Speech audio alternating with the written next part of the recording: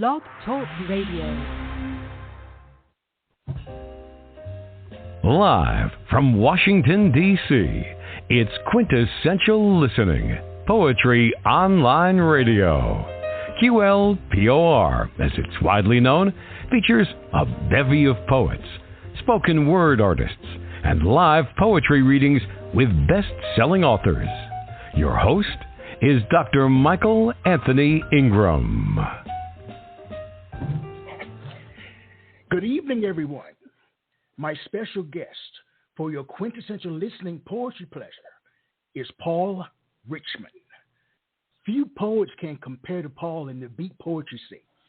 His numerous accolades include 3 times being named Beat Poet Laureate by the National Beat Poetry Foundation, Incorporated.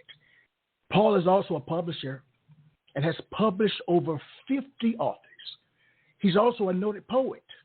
Earlier this year, he published his 7th book, Swimming Lessons on the Titanic. Paul, welcome to the program.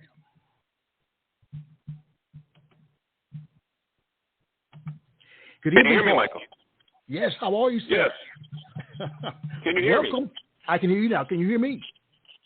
Yes. Well, boy, this is really turning into quite the circus, Michael, I must say.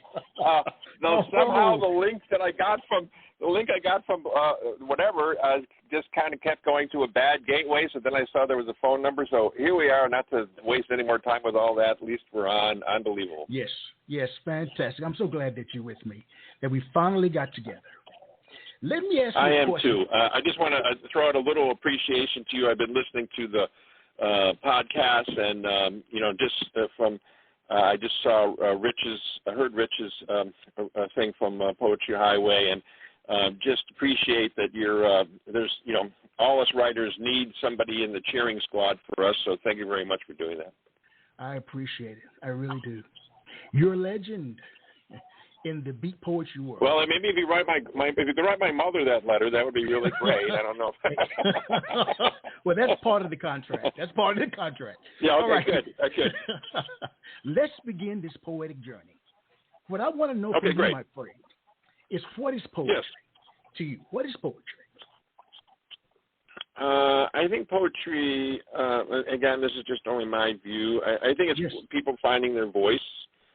I think poetry in the past has been people trying to figure out how to say what they're feeling, what they see in the world, without a lot of rhetoric, without a lot of try to condense it to a place where it's conveyed, and it's not only just read but somehow felt, I suppose. And so it's complicated because everyone has their own definition of poetry. Is it supposed to rhyme? Is it supposed to be couplets? Is it supposed to have particular rules? I know the beats get criticized a lot of, were they just rambling consciousness? Was it prose?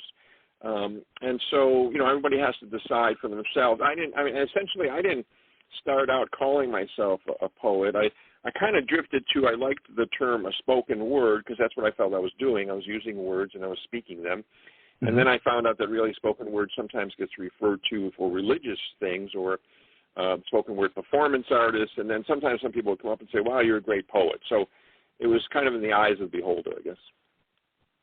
All right. So why do you believe poetry is important, or why should it be important? Either one of those.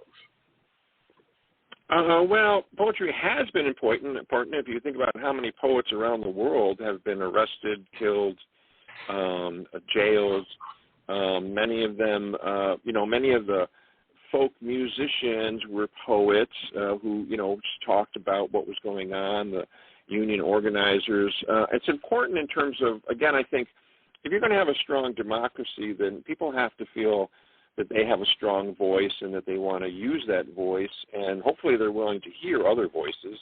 It's just not the fact that you have your voice and now suddenly you're going to be, your voice is what's going to win out, but then everybody has a strong voice and we're all listening, and that we use our collective brains and consciousness to hopefully solve the problems that are facing us. Again, I think poetry attempts to get right at the heart of what it is and tries to express it in a way that people might respond. All right. Before we continue, I must ask about beat poetry, that movement. I'm sure you've asked that question 1,000 times. What is beat poetry? I know some of the major players, but tell me more. That's a good question. Part of me, to me, it represents a time period when, and we're kind of at that time period again in some ways. I mean, different art forms go through different phases of, who's the elites, where does it come from. I think in the 50s there was a sense that it was kind of in the universities only, snubbed people, and I think poets came out of, and many, because of the sport of women artists, in the sense we hear a lot about the male beat poets, but many female artists offered their studios where they painted to have these loft events, which then people were encouraged to come and read their stuff, and all voices were welcomed. So in that, I think then, a different kind of writing happened, and it wasn't connected to some university or some, there wasn't a lot of, in terms of MFA programs or a particular style of writing. And a lot of the writers were really dealing with things that were happening among, their community and their friends and their generation. And I think that's upheld. I don't think right now there's the National Beat. There's many beat associations throughout the country, and the National Beat Poetry Society and Foundation in Connecticut, who recognized me. I think Jazzköltexzeti is trying to just focus on that there's people who are continuing a kind of if you would call it a tradition or writing, not that they're trying to copy or be Ginsberg or Burroughs or Kerouac or anything, but acknowledge that there was a kind of a free-flow writing and that they dealt with important issues in many ways. Initially, you bristled, it sounds like, at being named a poet. How did you feel about being called a beat poet? Interesting. Well, one of those, it's kind of like sometimes people said, well, did you apply? And I said, no, I didn't really apply. A lot of these things, I think, to any young artist, whatever you want to be seen as, you have to be doing your work out there. And I was out there, running festivals, doing writings, readings, having events. And this organization heard about me doing this and came to my events, invited me to some of their events, and we started just, doing a bunch of things. And then all of a sudden one day they approached me and said they were, honoring me with the first one, which was the Massachusetts Beat Poet Laureate for 2 years. Mm-hmm. At first, I didn't bristle, but it was kind of like, am I really that? Or, and it's kind of funny because, as you know, in this world, all of a sudden people think, oh, you got an award, I guess you must be somebody. Or maybe I should look at your writing again. You know what I mean? Was it any good? Because maybe somebody else thought it was good. And so there's that whole funny thing of, when do we get known and not known, and are we acknowledged? And I kind of was saying that for appreciation of this broadcast, because there's a lot of poets on this broadcast being acknowledged, and it's hard sometimes to be acknowledged if you're not going the regular route of maybe getting an MFA or being in a particular magazine or getting a particular publishing thing. There's so many great writers out there, and I'm not saying that the other writers aren't who do that route, but there's just a lot of great writers. I have come since that time of getting that award to realize that I do really lean in that direction, and I had met a number of the beat poets. So at the time, because I was at the University of Buffalo, and I met Ginsberg a couple times. I heard William Burroughs read live and a bunch of different things, and so I had some senses of things of what was going on. I wrote then, but I didn't. I always thought I wanted to continue writing, but I didn't, know that later on I would really be publishing books and things like that. I had one funny, quick story. Is when I first tried to read On the Road, I couldn't read it. Sometimes things come across you, and you go, "What's the big deal about this?" or "Why is everybody so much into this?"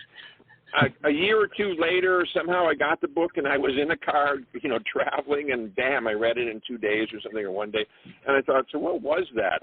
Was it just the right time now for me to kind of understand what I was trying to read, or I was ready for it? So you never know in terms of all that.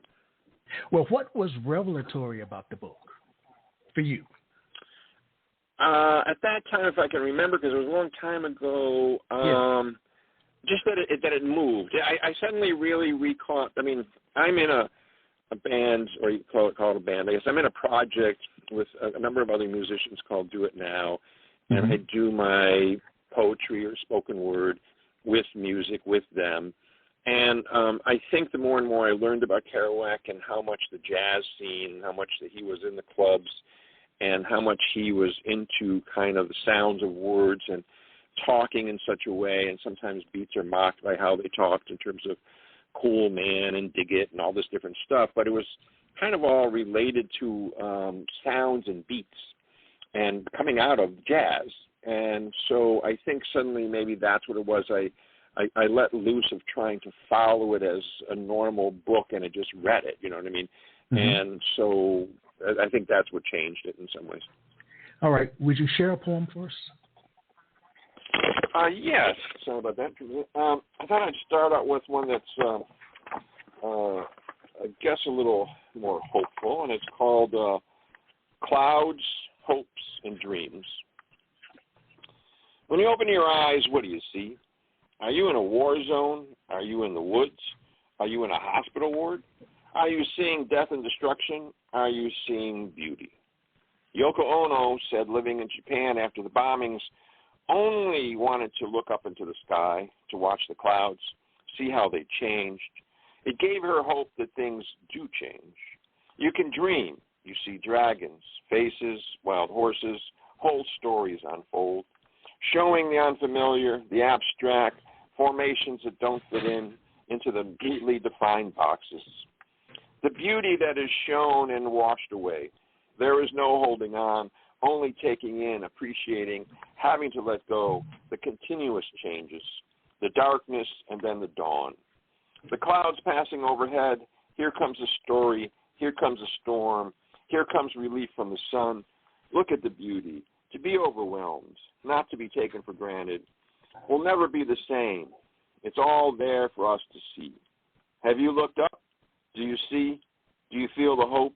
Do you dream? Here comes the clouds. Here comes the clouds. Wow. Do you view yourself as being an optimistic person? Yes, I do. I mean, it doesn't mean that I can really see how. I'm hoping it's going to change. I work for future generations in things that I do. I have been a part of many different kinds of alternative experiments that maybe only had a flicker for a period of time, and some have lasted longer. And I see the light in people's eyes who have been involved in it and know that certain things are possible and that it could change. I mean, I don't know how long we've been talking about stop destroying our environment, and why would you want to be poisoning a place where we live, and why dump poisons in the water when we need it. And so sometimes you might lose hope in terms of thinking about, you know, how many times we have to talk about this. When I read that story about Yoko Ono, I just thought I could imagine when you see the devastation of what happened with the nuclear bombs there, you know, where would you want to look? I guess up into the sky. And so, can you believe that there's a change? Well, you saw that the clouds changed, so you have to grab onto something to say that, you know, there's hope that yes, things do change, whether or not it's, you know, within my power or not. The world moves on, you know. Yes, I'm glad you started off with that piece because we need a sense of hopefulness in this world. And I'm going to ask you a question that I usually ask somewhere in the middle or towards the end, but I want to ask this. With so much happening in the world, the good, the bad, the ugly, the indifferent, what do you view as being the role of a poet in modern day society?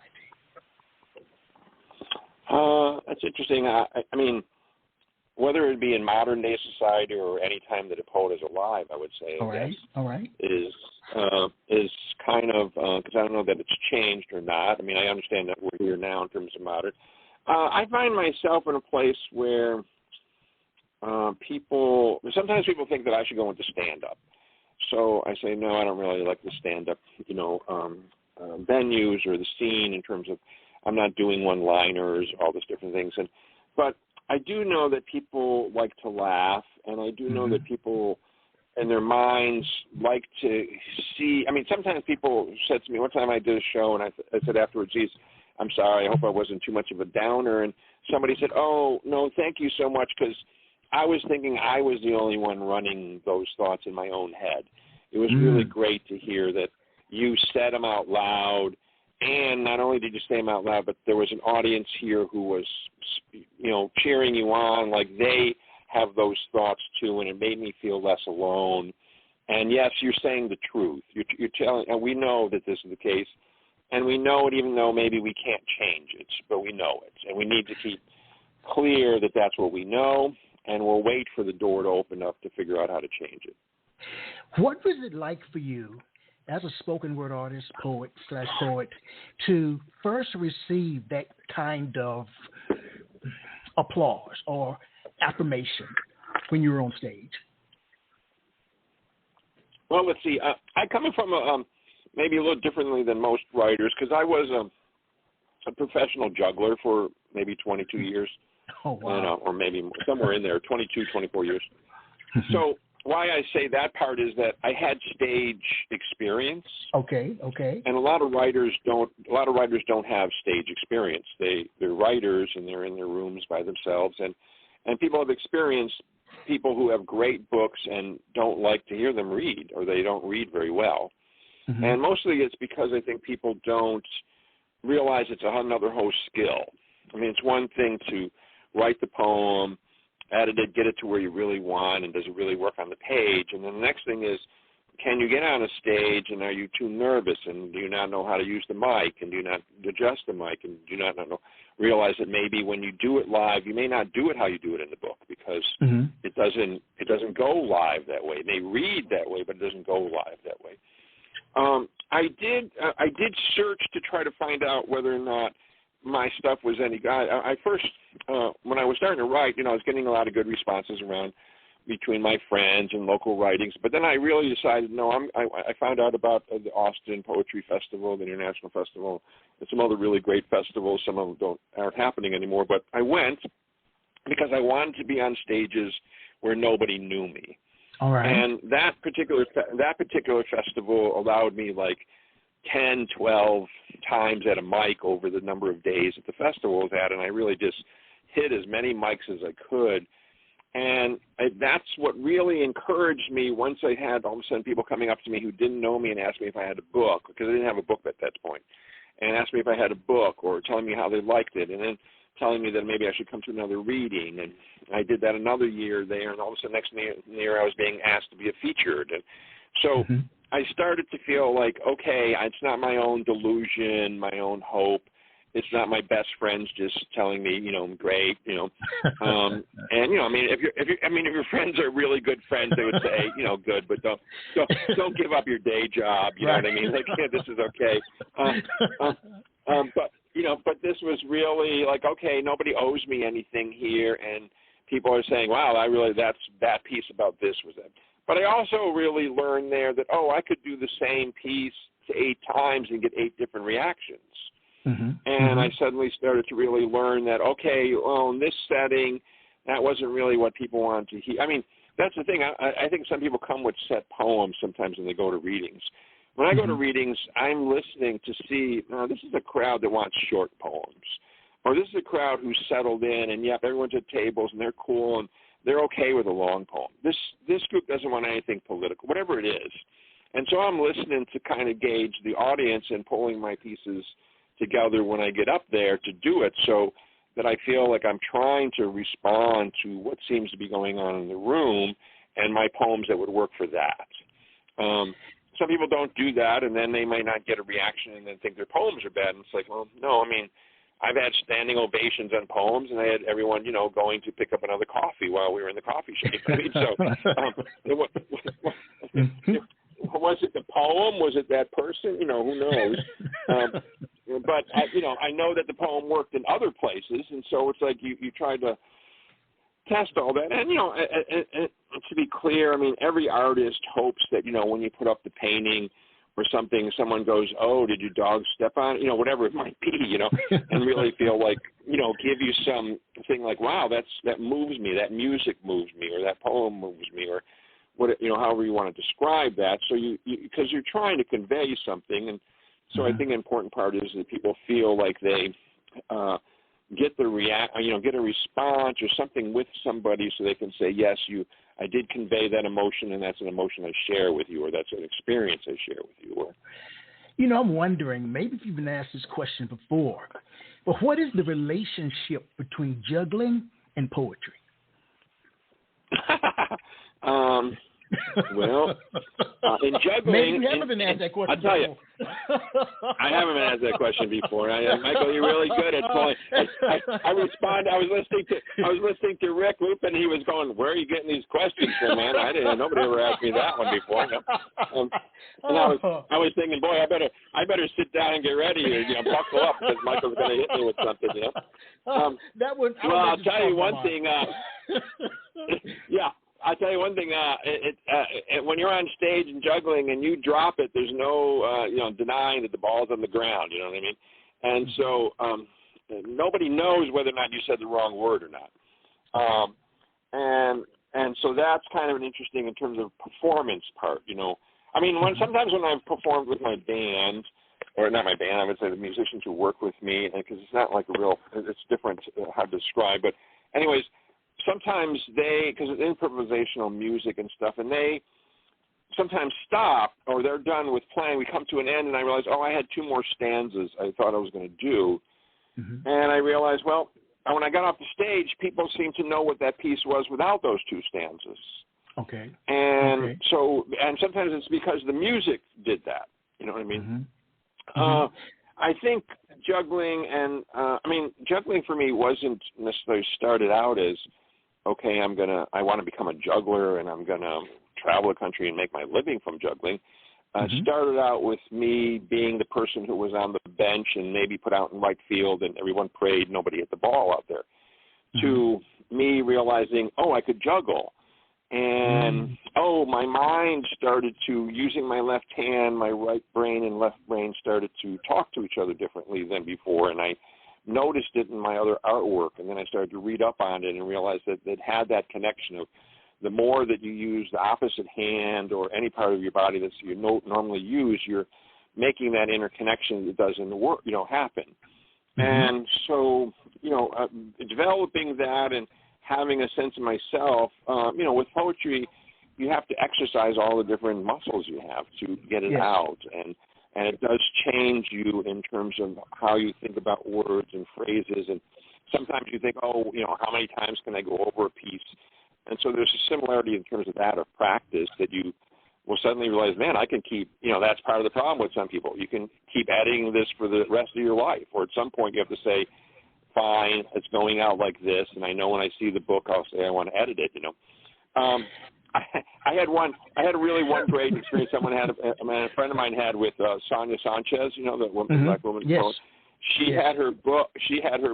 And she was reading, and they walked behind because they were sitting behind, and they felt so relieved that they saw her holding her book with ink marks through lines and things written in the margin. She had changed, and it was like, okay.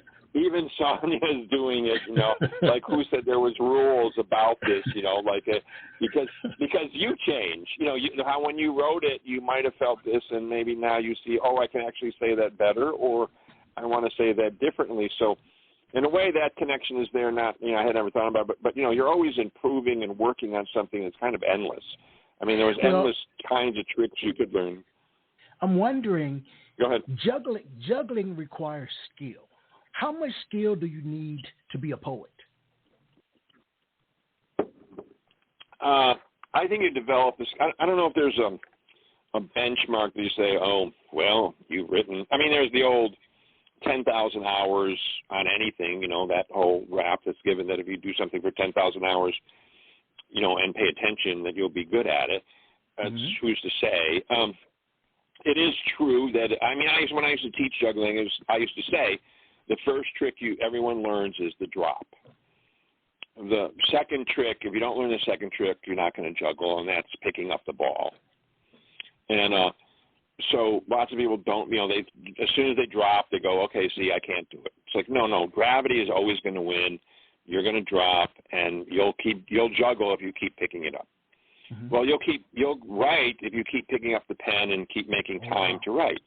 Wow. And the more that you take time to write, and the more that you write and read it, and that you read it out loud, and that you try to read it in front of other people to hear people say, it makes sense, or you could have said that, you went on for 2 hours, and I can say that in 3 minutes. And so, whatever it is, if you pay attention, and if you do that work, you gain skills. Mm-hmm. Excuse me. So, sometimes I'm not even aware that I'll write something and someone says, wow, you just cranked that out. And I thought, well, I've been doing it for 40 years. I mean, it's like all of a sudden it'll hit me like, oh, yeah, this is nothing new. It was kind of like I said about the stage. Once I had hit probably, I don't know, with the one group I was in, we did 1,000 shows over 9 years. So it was kind of like, walking onto a stage was not like, okay, everything that's possibly happened, of the lights that go on, the mic doesn't work, who knows what. It has happened, and you're kind of ready for it, where other people have weird fear or something. So same thing when I pick up a pen now, or I, get on my computer and I have a blank sheet of paper in front of me, I have all those attempts of trying to write something, and I don't, I just let happen what I'm thinking about. Sometimes it's just a couple of lines, and I'll save it and put it in a folder, and then sometimes I'll come back, and that turns into a whole piece, or I'll find 8 lines, and 8 lines are 8 different pieces. And so you build on what you're doing. And like juggling, just because you try for a little bit, if you get discouraged, well, you only tried it for a little bit. I'm not sure where in our society or how it got, how did that person, go snowboarding and do a double flip somersault and make it look like, yeah, I do this every day. Well, see how many times other people broke their necks or did all kinds of things. It's like it takes a lot of times of doing it over and over and over and over again. And that's pretty much, what happens with juggling. You do it over and over and over again until I can do it standing in front of you, looking at you, and I'm doing it. Doesn't mean I'm not looking or I'm not seeing, but I'm not throwing the balls across the room. You know what I mean? I'm throwing them to me. I'm the one juggling. So in terms of writing, you build those skills, and you'll know, and people will give you the feedback. I mean, it's just like when you got on a stage of my early days of juggling. I didn't get much response. I was trying to figure out what to do. I didn't have the presence. As I built that up, over the 20 years, I could know that, I could deal with a crowd and try to get the crowd to connect to me. And I took classes about it and all kinds of things like that, so. Mm-hmm. Tell me about an early experience where you learned that poetic language had power. Listen, Michael, I only usually talk about these things in therapy, okay? No, I'm just kidding.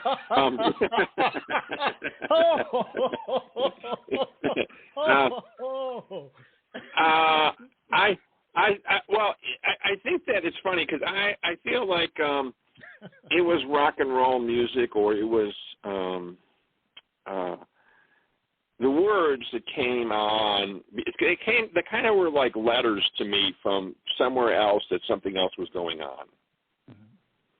So early on, the Doors or Dylan or various people, I suddenly realized, Frank Zappa, suddenly that they weren't doing songs. Don't get me wrong, I love the beat when the Beatles came out, but they weren't songs that were going on, I want to hold your hand, I want to hold your hand. There was long phrases, or they were talking about something, or they were making commentary on something, or it was something else that was like, oh, what are they talking about? And that sort of hit me that, that this has an effect on, I'm relating to them, the words are important to me. And then it was, seeing particular writers or being, I was, like I said, I was fortunate that the University of Buffalo, Robert Creeley was there and a bunch of other people, and the English department really wanted to be known, so they brought, Ginsberg and I said Burroughs, these various people there, and we got to hear them. And so we suddenly, that was kind of like, oh, there's people who come and just do, can actually hold a room by just talking, but they're not talking. These are pieces, or These are, you know, so it was a whole combination of all those things. That, again, I didn't maybe necessarily just frame it that I thought it was poetry that was being powerful. It was more that words could have power. Oh, very nice. Please share another poem. Okay, let me see if I can. I'll find one here that it makes sense to do. Here, I'll do. We may have had some technical difficulty. Paul should join us again shortly. This is live, and you never know what can happen. It's a crapshoot sometimes. It's a crapshoot. Until he returns, let's listen to Heartbreaking by Kevin.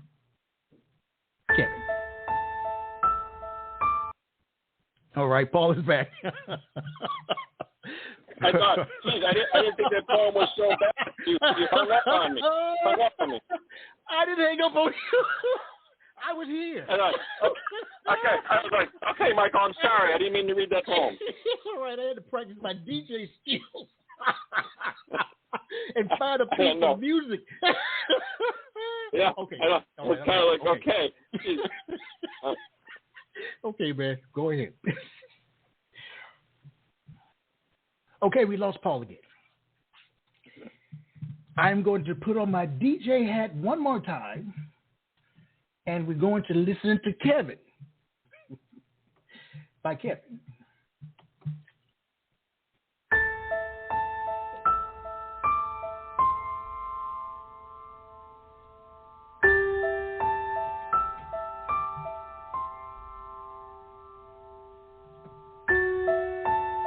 All right, I think Kevin's not here. Oh, Paul is here. What's going on? I'm getting a little paranoid here. Everything seems working. I don't know why it's happening. It's never. Well, so many things have happened over the years, but this one has never happened before. Wait a minute. I'm having a first with you on a couple of the last one we had and this one, Michael. We have to look into this. I'm going to start reading the poem really fast here right, make sure this works. Please make it quick. Otherwise, who knows? Who knows whether we'll get through it or not, right? Don't read a long one. Don't read a long one. Okay, hold it. Let me find a shorter one. I'll read a shorter one. You can read a poem. I'll find a shorter one. All right. Let's see. Here, I'll read this. I'll read this one. This is a shorter one. Smokers die younger. There was a no smoking sign that said smokers die younger. As I looked around the room, visiting a nursing home, many hunched over, drooling, others crying out, I noticed Mr. Jones was trying to escape. Trying to aim his wheelchair towards the open door, Howard, his best friend, tried to help by throwing his food to the ground as a distraction. I saw the pack of cigarettes left on the table by someone from the last shift. I looked back up at the sign, smokers die younger. I saw Mr. Jones made it through the door. I have never smoked. I reached for the pack, and I decided to light up too. Michael, did I lose you? You done? I'm done. I can do another short one if you want. Oh, that's fine. I didn't have time to get situated, Paul. You know, my mind did not have time to return back to being a host from being a DJ. So what I'd like you to do is to share that piece again, please. Okay, wait a minute. So I just put that book down, so let me try to open that book up again. All right, man. So we can get this. We'll kind of chit-chat as I try to find that piece again. All right, go. yes. I have a feeling that this is kind of what's happening there, whether or not I will find it or not. So it's part of the whole thing. Yes, it is. It's part of the whole quintessential listening poetry experience. I was going to say, I'm not sure that I've seen that you've had this with other guests, but I'm glad you're treating me special here, Michael. But here we go. I found it. Great. Smokers die younger. There was a no smoking sign that said smokers die younger. As I looked around the room, visiting a nursing home, many hunched over, drooling, others just crying out, I noticed Mr. Jones was trying to escape, trying to aim his wheelchair towards the open door. Howard, his best friend, tried to help by throwing his food to the ground as a distraction. I saw a pack of cigarettes left on the table by someone from the last shift. I looked back up at the sign, smokers die younger. I saw Mr. Jones make it through the door. I have never smoked. I reached for the pack, and I decided to light up too. Oh, my friend, what is the purpose of that piece? What's the purpose of it? To make us all depressed. Let's see. We're not going to make it through this, Paul. We're not going to make it through this. We're not going to make it through this. The purpose of that piece, yeah, well, that's a good one.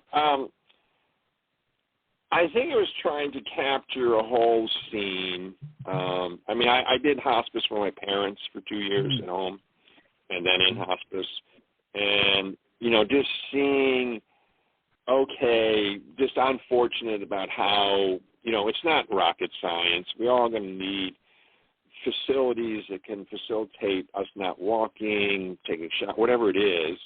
Mm-hmm. And how has it turned into this of the kind of places that some of the nursing homes are?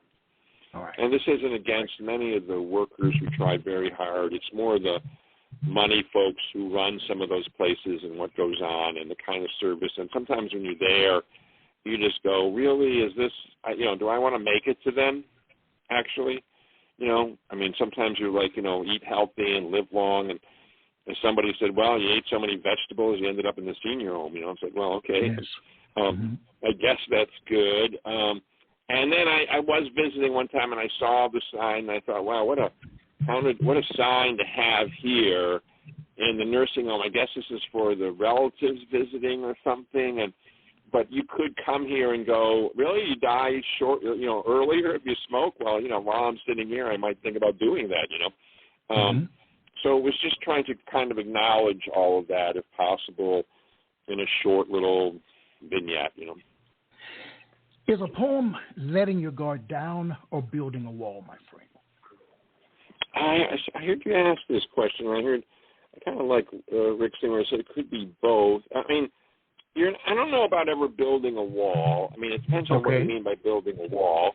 I mean, you are always you're letting people into who you are, or you're also, you know, sometimes I will do something and people say, wow, that's what you did. And I said, well, no, I didn't actually do that. This is a composition of 4 friends or something. And I then added what I saw on the paper. And, you know, so that's the poem. But you think it's about my life.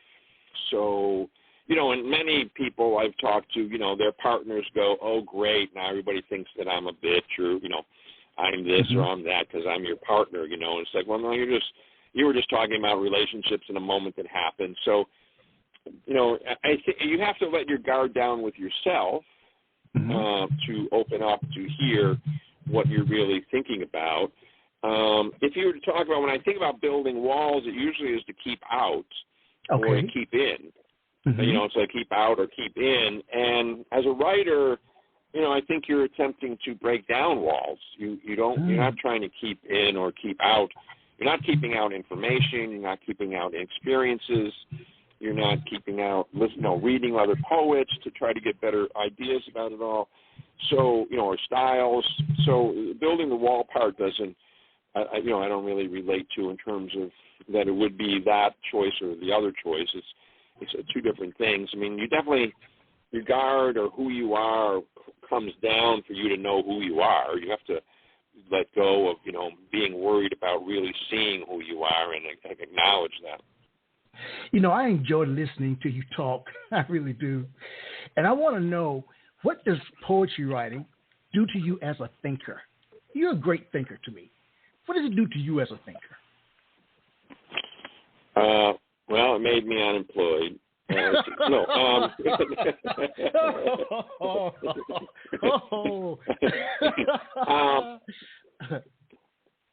see. Well, I mean, I think anything that you, like I said, juggling, any art form, I think helps open up your sense of how you see the world. So I'll tell you one interesting first writing experience that actually helped change me was me fighting the draft for Vietnam. All right, then. So I'll try to do this really quickly. Yes, sir. I went to this, I found out about a place on FM radio when FM radio was not commercialized at all. People came with their albums, and we were listening to albums then, and they could play 4 hours and not say anything. And one night, 2, 3 in the morning or something, they gave out a phone number if you needed help with the draft or you didn't want to go in. My number was 78, so I was being drafted. I did get drafted. I did find these people, but the short part to get to the writing was at one point they gave me the conscientious objectors 5 questions and asked me to write about it. Just not even though I wasn't going for it, but just to get my thoughts going. Well, I realized nobody had ever really asked me my thoughts. So in the beginning, I said, well, there's God, and I wrote the whole thing out. And but the interesting part that they did is when I got there, they would just take whatever I wrote and read it out loud. And I could have said, I believe in green frogs, and once they get kissed by the princess, they turn into princes, and that's how we have, the royalty and blah, blah, blah, And after they would read it, they would say, well, is that what you believe? And when I heard back what I said or wrote, I said, well, that's the stories I've been told all my life. There's Jesus or this or that or whatever it was. What do you believe? And so through the 2.5 years of me fighting the draft, I did that a lot with them. And that process really had me questioning and had me opening up and had me realize sometimes I didn't have words for what I was thinking about, but I would try to express what it was. And yes, I would want to defend my mother if someone was trying to hurt them, but I didn't want to go out and just kill people because I was told they were my enemy.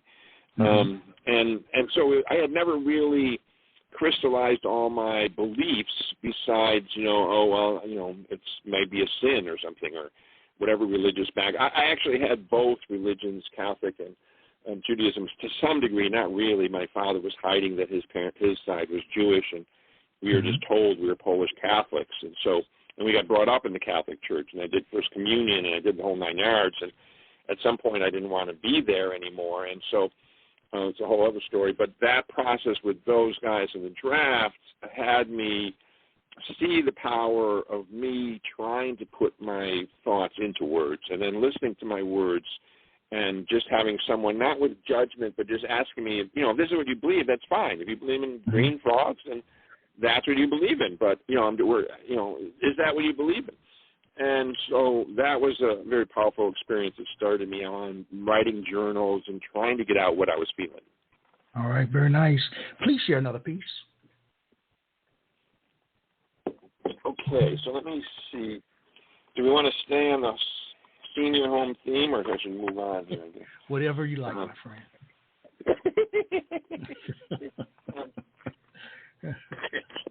Okay, let me get another one from this book here. Let's see. Hey, what about one from Swimming Lessons on the Titanic? Because we're going to turn to that next. Okay, I just picked that up, and so that's what I was looking through. Oh, to do one from there. fantastic. Synchronicity, all right. Okay, I'll read this one. It's called Firing Squad. I was asked, did I want a blindfold?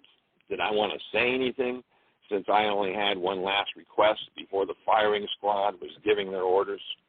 I said I did want to say something to those who were going to kill me. As they all stood in a straight line, guns raised, pointed at me, I took my time to look each of them in the eye, and one of them lowered their guns to their side. I started talking. I told them I wanted to tell them a little about myself. I would skip over the night my mother and father made love.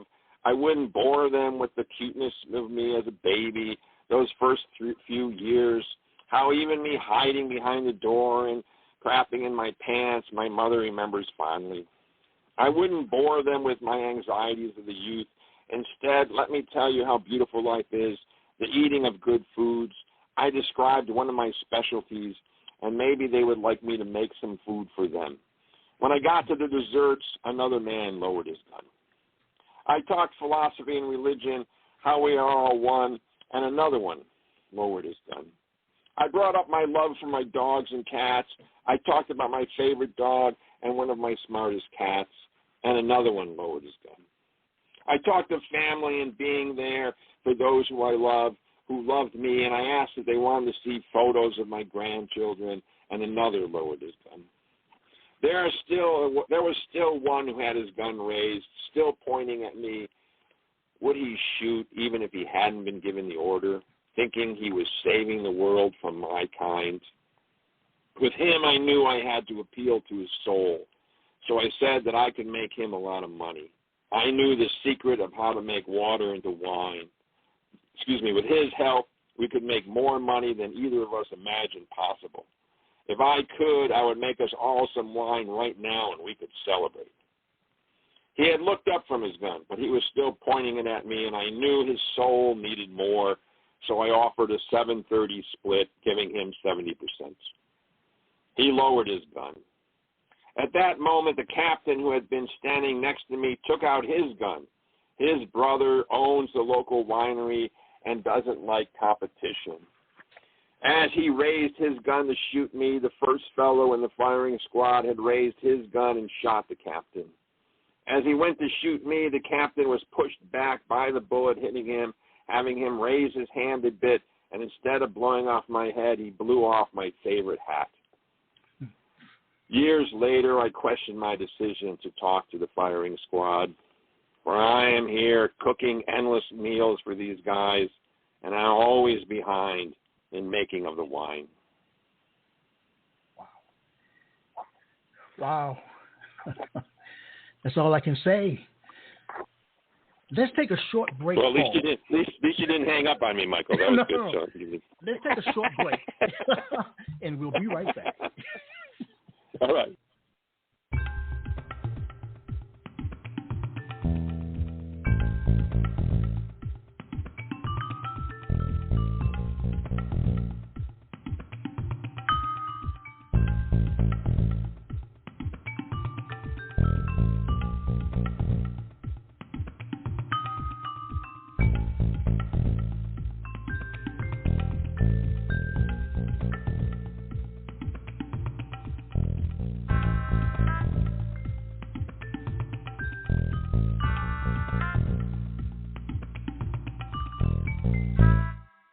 We are back. My name is Michael Anthony Ingram. And I am here with Paul. I had to put you on Paul. This is Paul Richmond, everybody. This is Paul Richmond. Hey, how you doing? Oh, this is Paul Richmond. You have published 7 books, and you just read from Swimming Lessons on the Titanic. Let's talk about that title and also what inspired the book. What inspired you to write that one? Well, let's see. I mean, again, I am always writing, and I'm always creating folders and throwing things in. I ran various titles, and somehow I was seeing some stuff coming up on the Titanic, and it goes back to our sense about hope or not. You know what I mean? All right. Mm-hmm.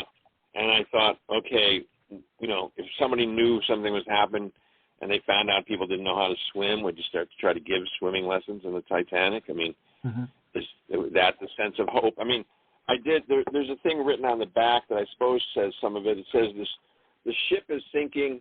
The captain's lifeboat left long ago. The water lapping at your ankles is rising. Many have made their way to the bar. I have decided to give swimming lessons. I am hopeful. I hope to make a few dollars. Wow. That's powerful, because it makes, as I think about your writing so far, what I've heard so far, you attempt to find joy in the weariness of life. Correct me if I'm wrong. In the weariness? Yes. Okay. Is you attempt to find joy in the weariness of life.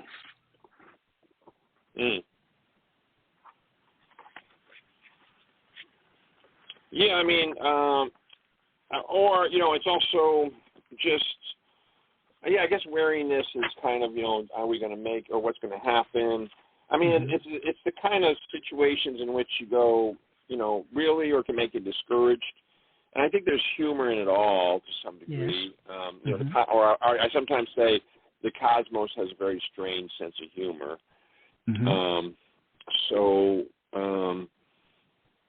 Yeah, I mean, I don't know much to say in terms of that. These all just came together, and I sort of felt like some of them had similar kinds of themes to some degree. So what are some of the... I could read. Yeah, what are some of the themes? What are some of the themes, the predominant themes in the book? Well, I have this one called Grocery Bagging at 70. I could read that one and see. Well, do this for me. Give me the titles of 5 of the poems in the book. Just choose 5 titles. Okay, let me get to the table of contents there, and all right. I'll give you 5 titles. Okay. Okay.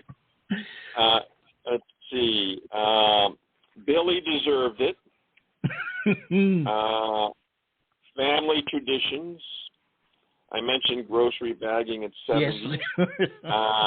Time I Met Hunter Thompson. Let's see. Who Works for Who? I guess that's fine. Patron Saint of Lost Causes. All right. What role should a title play in a poem? Well, it's interesting because sometimes I will come up with, I've written maybe 4 lines, and then for some reason, the next time I come to that file, another 50 lines just happen because of those 4 lines. And sometimes I'll do a title, and then I'll look at it and I'll think, well, the title's kind of giving it away too much, or the title's the last line, or the title is actually the first line because it needs, from there on, it reacts off to the title. So the titles to me vary with each piece depending on, whether or not I feel that the piece needs to be described, or it's the essence of what it was about it, or it's the twist that has nothing to do with anything that's been said, so the title's kind of off from that, you know what I mean? And so that's kind of where I would go with that, with the titles. All right. Please share a poem, man. Speak to us. Okay. Any one of those from the 5, I guess? Or the one about bagging groceries at 70. I'm approaching that number, so bagging groceries at 70. Okay, let me get to that one. I can see what page it's on. I'll go there. Okay, I'm not really approaching that number, everybody. I'm just saying that's just a statement. All right. Yeah, you know people who are approaching that number. All right. I've seen movies of people with that number. Right, that's right. I've heard about it. All right. Yeah. Okay, so this is grocery bagging at 70. Yes. Applying at my local grocery store to bag groceries at 70.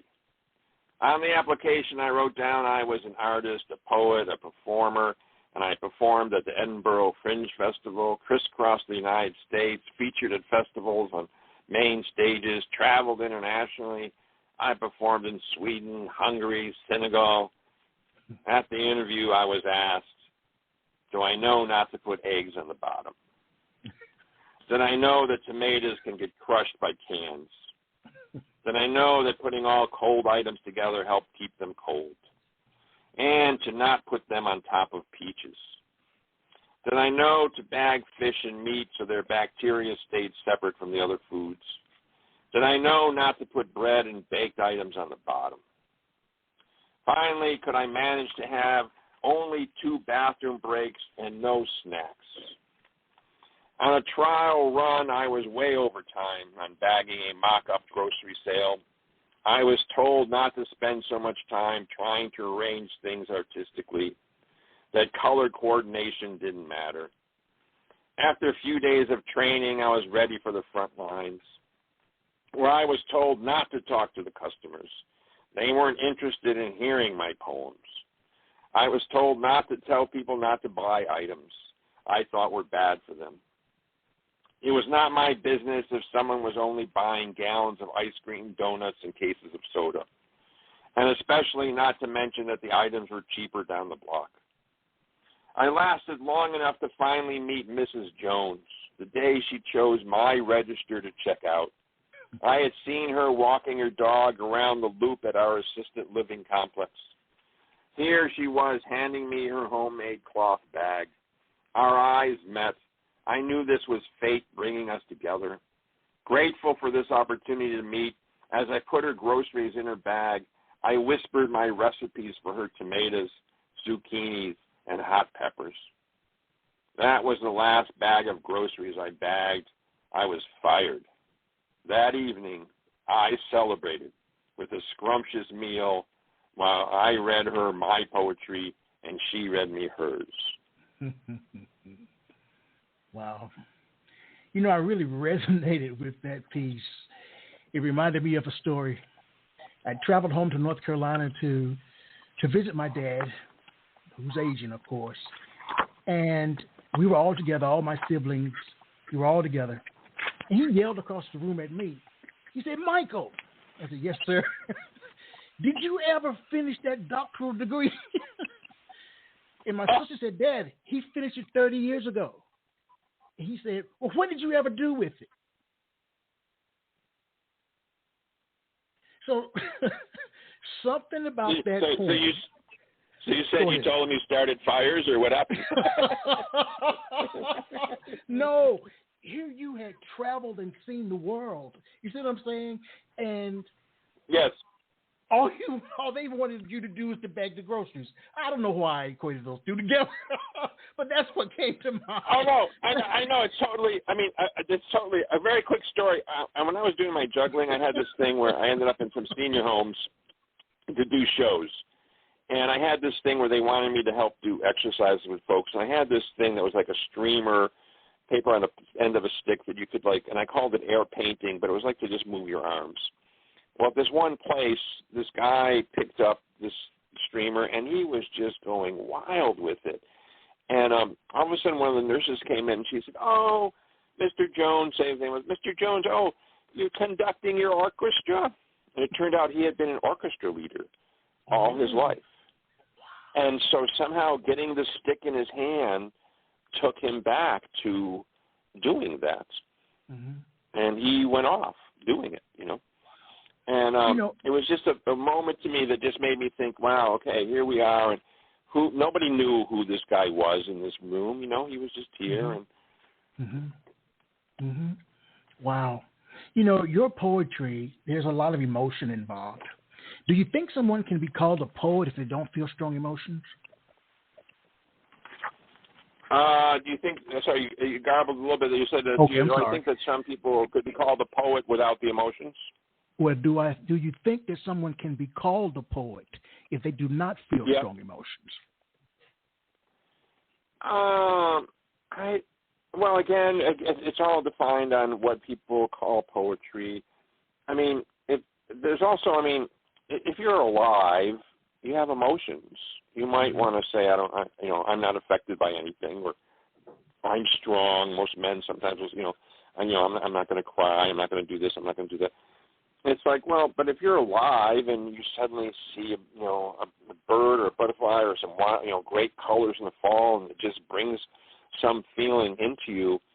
I think for you to write and to express yourself, you have to be in contact with your emotions and your feelings, whether some people think those are the same, but you're having experiences about the sunlight or something, or how someone treated you, or how you thought you should be treated, and all of a sudden you can feel all those things. I'm sure when your father said that to you, there was all kinds of emotions that ran through you. Oh, wow. Will he ever see me? Does he even know who I am? Am I a failure? Was I thinking of the Yes. Exactly what I thought. Exactly what I thought.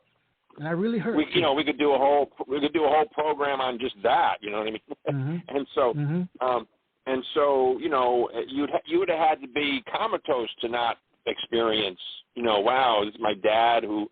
I had that with my parents even when I was a juggler. They didn't quite get it because it wasn't. It's not like you went to high school and the guidance counselor said, "Oh, do you want to be a juggler?" It's like that wasn't in the list. You know what I mean? Yes. Especially growing up in Buffalo, growing up in Buffalo, New York, it was you were before the steel plants closed down, you were going to work in the steel plant. There was no reason even to go to college. It was assumed everyone goes to work in the steel plant. So, you know, it was out of their context then once I started being a juggler and I was doing it for so long, and they were almost, it was because they didn't even know what to tell their friends or something. You know, what are we going to, you know, should we tell you? Well, we'll tell them you're an artist, I guess, or something, you know what I mean? Wow. But even that is pretty dubious. I mean, people don't consider artist a career necessarily, or they think that, you know, can you make a living at that? Or, you know, a lot of times you hear the statement that poetry helps the voiceless find a voice. All right. Is that true to you? Do you think that's true? That it gives the voiceless a voice? Yes, yes. Yeah, well, I mean, this goes back to us talking about what was different about the beats or whatever. I mean, we're in a different age. I mean, you and I being close in age, we're in a different time period. I heard this thing recently where it was like, we only had radio, and if the Beatles or the Stones or, you know, Buddy Rich, or whoever was on there, yes, was the ones we listened to, that's all we thought existed. Mm-hmm. Today, you can get online and you're hearing somebody who recorded something in their house where they, you know, and they may now have 1 million followers, where they, you know, they get brought in because they, you know, some company thought they were the music we should hear. Or, I mean, I heard this about a person. They had, I think it was in the New Yorker, one of the magazines did a thing about who's, you know, what's a good number of books that a poet sells. And I think after they found the, you know, the top MFA program, the top magazines, the top publisher, they found this. A poet who had sold, you know, 20,000 copies, and so they go, well, is that the route you need to go to get all those stamps to sell 20,000 copies? So then they went to sales, and they found this person who sold 100,000. And who is this person? Oh, they live at their parents' house in the basement, and they had a blog, and they had over 300,000 people that listened to them, and they told them they were going to put their first couple of years out in the book, and it sold 100,000 copies. Oh, wow. And they got the book, and they said, well, the book's okay. And then they went to the people and said, well, why did you buy this book? And they said, well, we like it. I mean, what do you mean, why did we buy it? We like it.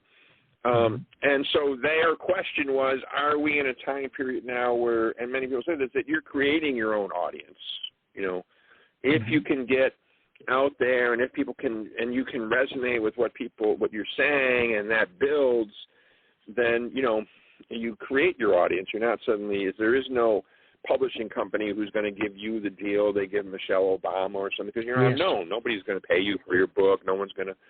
And I only got to 7 books because I had gotten rejected from trying to get my books published a little bit, or I was trying to figure out how to do that. But from the story I told you of going to Austin, once I was there and I was coming off stages and people were asking me for a book, and I thought, well, I'm going to be doing this. I'm going to be able to sell books. They want books. So that encouraged me to publish it. And then, you know, that whole thing changed with technology and print on demand. And then if you knew how to use a computer and put together a book and buy ISBN numbers, there you were published. Wow. And, you know, so for some reason, some period of time, there was the poo-pooing of self-publishing.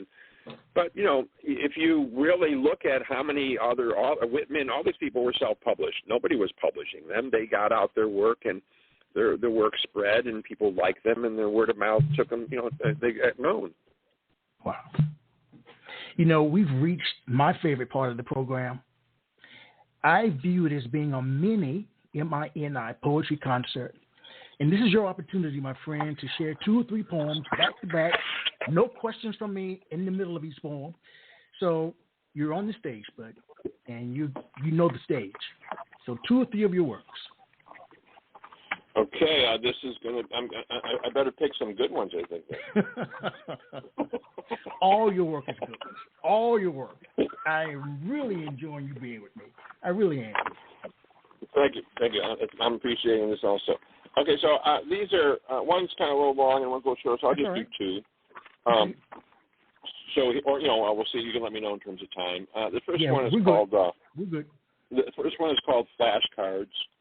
and I performed this with this band that I was doing. I keep calling it a band. I should say musicians that are willing to work in a project that's combining improvisational music and my pieces, and this is called Flashcards. Flashcards, the height of technology when I was growing up. It was a paper card with a question on one side. The answer was on the other. 5 plus 5. 9? No. 12? No. 35? No. Johnny, you're guessing. It's 10. And they would show the other side. There it was, 10. It would be nice to have flashcards for Congress. What's environmental protection? Cutting trees? No. Fossil fuels? No. Corporate immunity? No. Some parents would try to practice with their children. A caring mom who doesn't want you to fail gives you hints, the answers, and then they all wondered why you were failing in school. At school, that's where there was the flashcards really did their devastation, would inflict their trauma. The teacher would hold up the card for Billy, the boy before you. His flashcard was 9 multiplied by 4. 36, Billy said proudly. I was next. I was ready. I had been looking up the answers on the multiplication tables, and I had the answers written on my hand. The teacher turned to me, held up the next card, and it was, what is 4,872,490 divided by 5/16? Happening once, you could say, ha ha. Every freaking time, this is the kind of flashcard you get. Every freaking time, no one seems to understand the trauma. All the therapists couldn't stop laughing. Start to ask yourself, were you exaggerating? The humiliation, the failure, feeling doomed, cursed, singled out. When I tried to explain this to my granddaughter, that I was asked, what's 4,872,490 divided by 5/16? They held up their phones smiling, saying, it's 15,591,968. Did you forget to charge your phone, Grandpa? I asked, could they look up who invented flashcards? Are they still alive? Where do they live? She showed me 2 streets over. Maybe in the emotional state I was in, I shouldn't have gone over. I told the judge later, I just wanted to talk to them. How was I to know? And when they opened up the door and smiled, and then they pulled out a flashcard that asked, what's 6,500,042 multiplied by 800.167422? I just want you to know, having restrained meditation time, heavy narcotics, and this ankle bracelet that administers electric shocks, I have calmed down and can almost see it as a funny thing than to anyone. To be honest, I still ask, why me? Why me? The time I met Hunter Thompson. I met Hunter Thompson in a small gas station, Hunter's Gas. I had broken down there, so I got to hang out with him for a few days. He told me how everyone thought he was Hunter S. Thompson, the famous writer, especially since he had up on his sign quotes by Hunter S. Thompson. Today's was, buy the ticket, take the ride. Except this town wasn't on a bus route, so I was stuck there, broken down. It felt like I had entered the twilight zone, feeling like each day a new quote was a personal message to me. When the going gets weird, the weird turn pro. Hunter admitted he was cashing in on people thinking he was Hunter S. Thompson, selling them T-shirts, coffee cups, taking pictures. He admitted it helped him sell a lot of gas. He hated being asked all the time about the drugs and alcohol. Did he have any to sell when this was a dry county? The sign read, I hate to advocate drugs, alcohol, and violence or insanity to anyone, but they've always worked for me. Once the part arrived for my van, I had to find someone who could put it in. I had no tools with me. Hunter just sold gas and Hunter S. Thompson paraphernalia. That day the sign read, "A man who procrastinates in his choosing will inevitably have his choices made for him by circumstance." So I kicked into action, hitchhiked rides to find tools or someone who could help. I was going down blind alleys. There were dead ends. When I thought I had reached my breaking point, the sign read, "The Edge." There is no honest way to explain it, because the only people who really know where it is are the ones who have gone over. That day, a woman showed up in a van. She had all the tools, could fix anything anywhere, and she started on my van. The sign that day read, "I have a theory that the truth is never told during 9 to 5. I learned a lot from her. We talked about everything. One of our heated discussions was about government. We looked up at the sign that day, and it said, "In a closed society where everyone is guilty, the only crime is getting caught. In a world of thieves, the only final sin is stupidity." She had my van running better than when it was new. She wanted to take it for a test run. That day the sign read, "Faster, faster, faster, until the thrill of speed overcomes the fear of death." I was glad to get back to Hunter's alive. I could hit the road again. I stood outside of Hunter's after filling up my tank, and I bought a coffee cup. You can always use a coffee cup. Watching the frenzy inside, people trying to get pictures with Hunter, thinking he was Hunter S. Thompson. That day on the sign read, "For every moment of triumph, for every instance of beauty, many souls must be trampled." I left there thinking, maybe I'll read some Hunter S. Thompson. I guess I'll put it on the list. Wow. And I could read one last one, which is the last one in the book. Fantastic. Which is Who Are You? Mm-hmm. Who are you? A simple question. You can answer it many ways. You could give your name, some award you won. You didn't know that when you walked into the room, everyone in the room doesn't know who you are either. You can't blame them, since you don't know who you are. How could they know who you are? You've had this idea that you were following a calling to create who you think you are. Then you graded yourself on, did you create that persona that you thought was the real you? Then one day you're sitting in a restaurant when a little girl sitting at the table next to you turns, looks you straight in the eyes and says, "You don't know who you are, do you?" And pauses. You're never going to find out, probably. And then turned back to her mother, who was trying to explain the universe. You were stunned, left speechless, and suddenly it all felt meaningless. All the work creating this persona, was it for nothing? When the waiter brought the check, it all became clear. You have done a good job at selling your persona. You could pay the bill and even leave a tip. Oh, wow.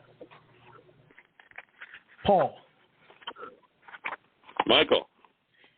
Do you think you were meant to be a poet?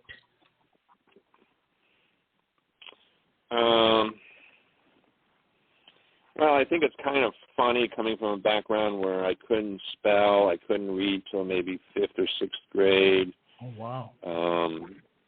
A bunch of things, and that now I'm communicating and people feel like I'm communicating things, or I'm making them laugh, or I'm giving them hope, or I'm expressing what they feel needs to be expressed. So in that way, I don't know whether there's some plan. I followed what mattered to me, and here I am.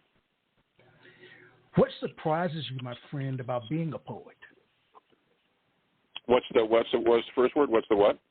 What surprises you? Surprises me.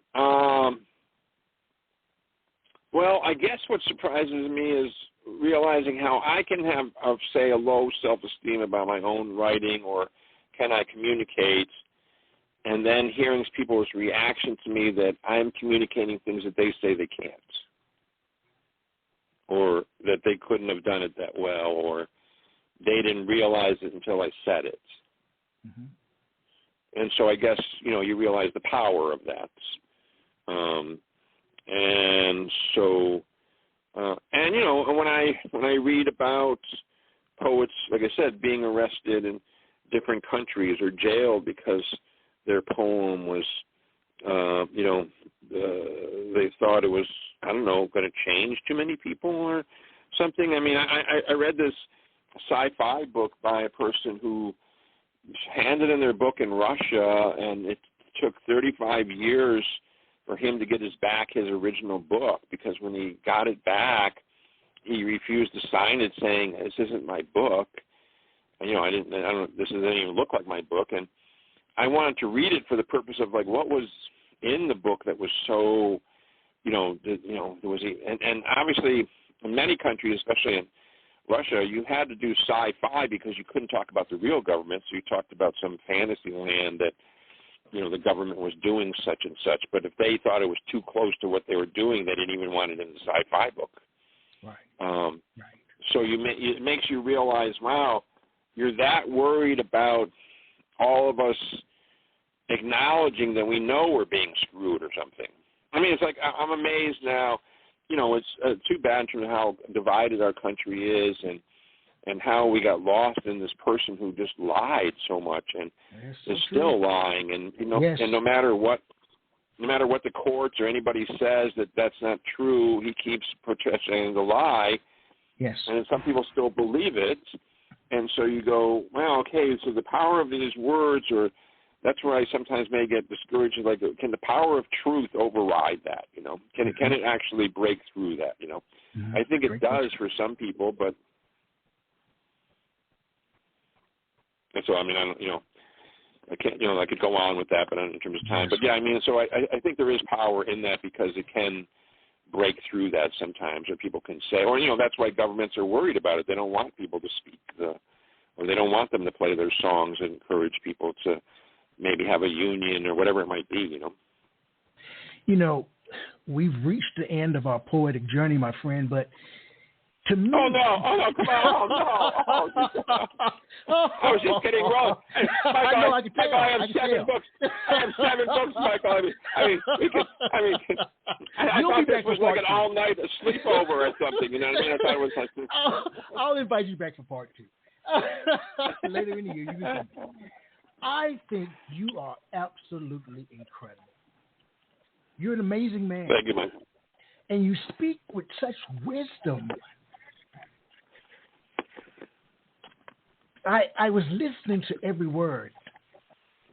Okay, good people, I listen to everybody in terms of every word, but I was really listening to you as you shared your thoughts about different things. Wow. Well, thank you, Michael. Thank you for this opportunity. Mm-hmm. I appreciate that. And, well,